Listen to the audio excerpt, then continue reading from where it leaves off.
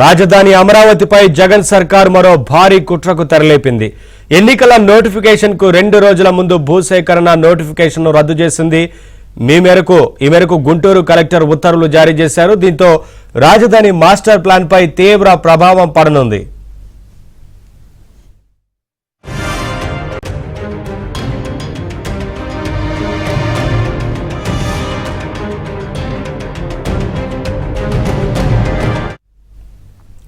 భూ సమీకరణకు ఇచ్చిన భూముల మధ్య ఉన్న సమీకరణాలు ఇవ్వని రైతుల భూములను సేకరించాలని అప్పట్లో భూసేకరణ నోటిఫికేషన్ ఇచ్చింది టీడీపీ ప్రభుత్వం. సేకరణ తుది దశకు వచ్చిన తరుణంలో ప్రభుత్వం మారింది. వైసీపీ ప్రభుత్వం వచ్చిన తర్వాత ఈ నోటిఫికేషన్ పై గుట్టుచప్పుడు కాకుండా అధికారులు ఫైళ్లు కదిపారు. చివరకు నోటిఫికేషన్ రద్దు చేశారు.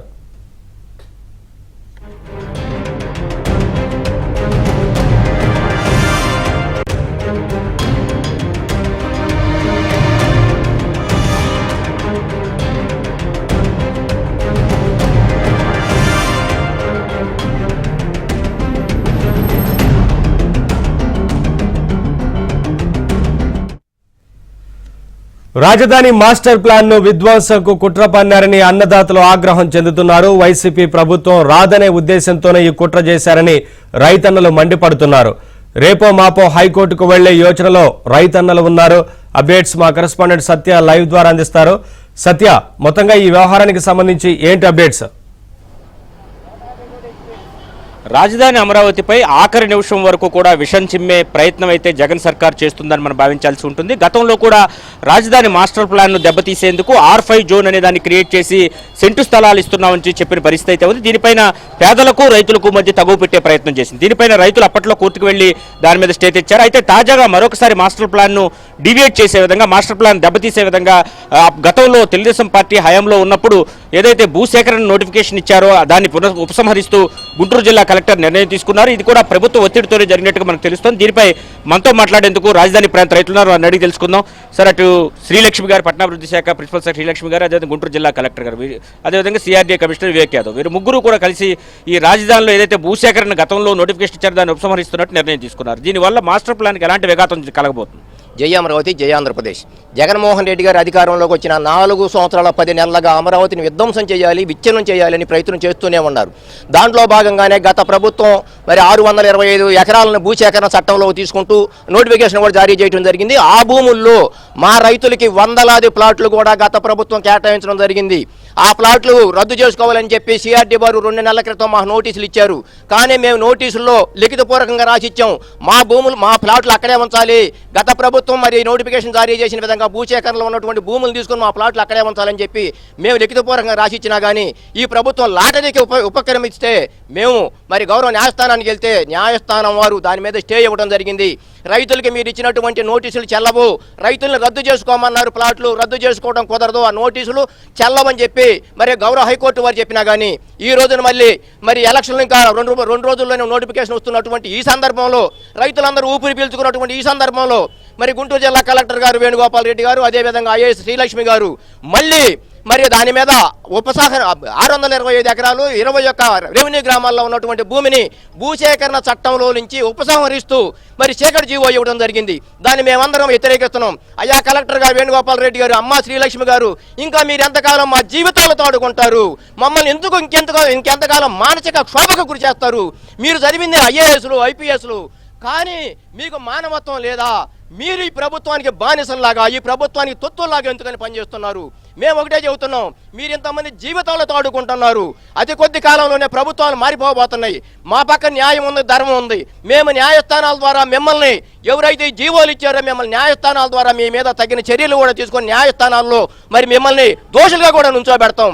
కానీ మేము ఒకటే చెబుతున్నాం, మీరు ఈ విధంగా మానసిక క్షోభకు ఎవరైతే గురి చేస్తున్నారో మీరు రాబోయే రోజుల్లో నాశనం అయిపోతారు, మట్టి కొట్టుకొని పోతారు. రైతులు ఉసురు తగిలిద్ది, రైతులను మాత్రం దయచేసి మానసిక క్షోభకు గురి చేయొద్దని చెప్పి మేము తెలియజేస్తున్నాం. జై అమరావతి. ఇప్పుడు మీరు ఈ విషయంపై న్యాయస్థానాలకు వెళ్లే ఉద్దేశం ఏమైనా ఉందా? తప్పనిసరిగా ఇవాళ రేపు మా JAC అందరూ కూడా మాట్లాడుకొని లీగల్ కమిటీతో మాట్లాడి, జ్యుడిషియల్ వాళ్ళతో మాట్లాడి తప్పనిసరిగా న్యాయస్థానాల్లో ఎవరైతే ఈ జీవోలు ఇచ్చారో కలెక్టర్ వేణుగోపాల్ రెడ్డి గారు కానీ, పురపాలక శాఖ కార్యదర్శి శ్రీలక్ష్మి గారు కానీ వాళ్ళ మీద తప్పనిసరిగా కోర్టు ద్వారా తగిన చర్యలు తీసుకోవాలని చెప్పి న్యాయస్థానానికి మేము వెళుతున్నాం. వారి మీద చర్యలు తీసుకోవాలని, వారిని దోషులుగా ఈ న్యాయస్థానం ముందు, రాష్ట్ర ప్రజల ముందు నుంచోబెడతామని తెలియజేస్తున్నాం. సార్ చెప్పండి, ఈ విధంగా 2 రోజుల్లో నోటిఫికేషన్ వస్తుందనగా ఈ నోటిఫికేషన్ వెనక్కి తీసుకోవడానికి ఎలా చూడాలి? జై అమరావతి, జై ఆంధ్రప్రదేశ్ అండి. మేము ఫస్ట్ ఉద్యమం మొదలైన కానించి కూడా జగన్మోహన్ రెడ్డి గారు 3 రాజధానులని చెప్తున్నారు, కానీ ఇది 3 రాజధానుల ప్రేమ కాదండి.